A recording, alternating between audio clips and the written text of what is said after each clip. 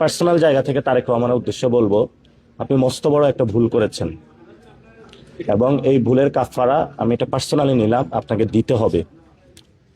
আমাকে শেখ হাসিনা একবার জেলে নিয়েছিল, তার কাফারা উনি দিয়েছে, দিল্লিতে আছে। আমি আপনাকে অনেক আগে সতর্ক করেছিলাম, আপনি সতর্ক হন নাই। এটা আমি পার্সোনালি নিলাম, আপনি এটার কাফারা দিতে হবে। এবং আমাদের জীবন নিরাপদ না যে আপনার শাসন আমলে, এটা আজকে বাস্তবায়ন হলো। যদি মাথায় ইটটা হাতে না লেগে মাথায় লাগতো, তাহলে এতক্ষণ আমি জীবিত থাকতাম না। আশা করি যে রাজপথে দেখা হবে, রাজনৈতিকভাবে ইনশাল্লাহ মোকাবেলা হবে এবং আজকে আপনার ক্ষমতা পতন শুরু ইনশাল্লাহ। চলন্ত অবস্থায়।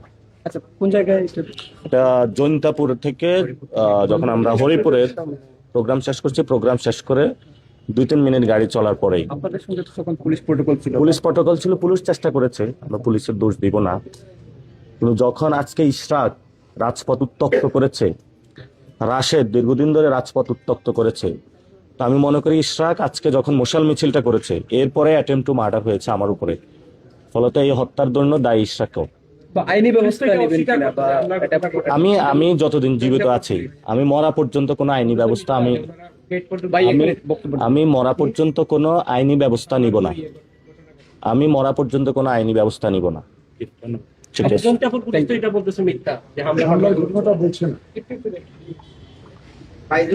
ভাই এটা ছিল এগুলা কোন পুলিশ বলছে এক্সাক্ট বলেন তো?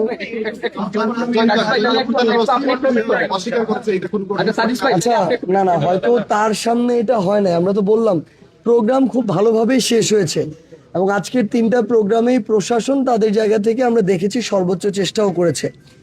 প্রোগ্রাম পথসভা শেষ করে গাড়ি নিয়ে মুভ করার পরে 200-300 মিটার পর যখন খালি রাস্তা আসে, অন্ধকার থেকে এই ইটটা মারা হয়।